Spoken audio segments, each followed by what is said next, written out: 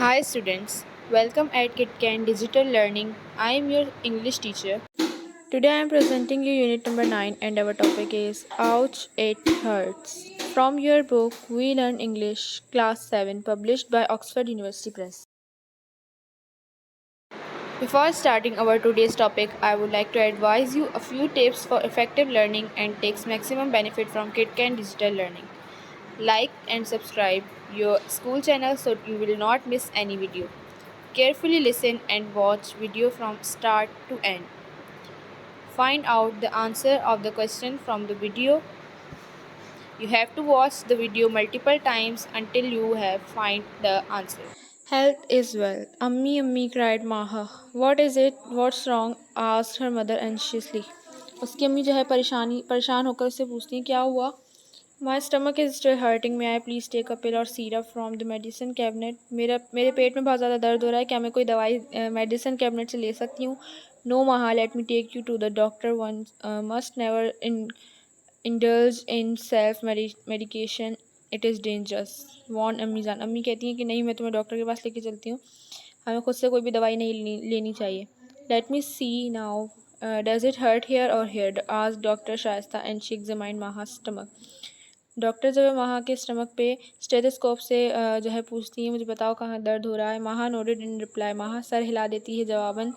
How long has your stomach been hurting child inquired the doctor kindly. Doctor पूछती है कि तुम्हारे पेट में कब से दर्द है. सिंस लास्ट इवनिंग रिप्लाइड माहा. Yes, doctor, she was fine when she came back from school, but after waking up from her afternoon nap, she started complaining about cramps in her stomach. I hoped she would get better by morning, but she was in so much pain uh, this morning that I could not send her to school, explained Ammi Jaan. वो बताती है कि कल शाम से इसके पेट में दर्द हो रहा है और वो स्कूल से जब तक आती है तब तक ठीक होती है, लेकिन जब वो सो के उठती है तो उसके पेट में बहुत ज़्यादा दर्द शुरू हो जाता है. इतना ज़्यादा कि वो उसको स्कूल भी नहीं भेजती इस वजह से. What did you have for lunch in school. माहा. डॉक्टर पूछती है कि तुमने स्कूल में क्या खाया था. माहा look nervously at her mother. माहा घबरा कर अपनी अम्मी को देखती है. But before she could say anything अम्मी जान told the doctor I give my daughter healthy home cook food every day. अम्मी कहती हैं कि मैं इसको जो है रोज़ का घर का पका हुआ हेल्दी फूड देती हूँ, कोई यानी कि सैंडविच या पराठा रोल और कोई भी fruit. She even takes boiled water in her bottle. उसकी बॉटल में भी ये बॉइल्ड वाटर लेकर जाती है. That should not make you sick Maha. Doctor कहती है कि इससे तो तुम्हें बीमार नहीं पड़ना चाहिए. Are you sure that you didn't have any something else. Try to remember child. Doctor कहती है कि क्या तुम श्योर हो कि तुमने जो है इसके अलावा और कुछ नहीं खाया था. याद करने की कोशिश करो. Maha replied in a very voice barely audible. I bought a slice of melon from the vendor outside the school. वो बहुत घबराई हुई आवाज़ में कहती है कि मैंने एक तरबूज का एक टुकड़ा ख़रीदा था बाहर गेट्स स्कूल के बाहर से.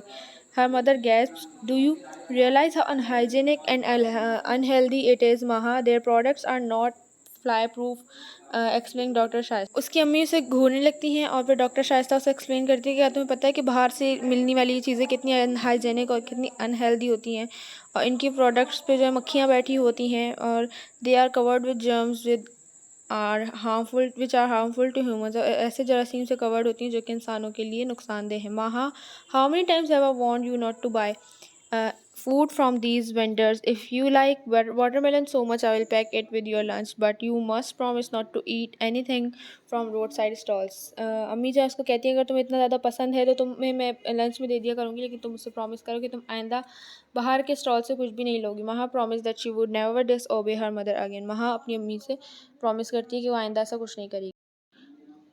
Why did Maha look nervously at her mother?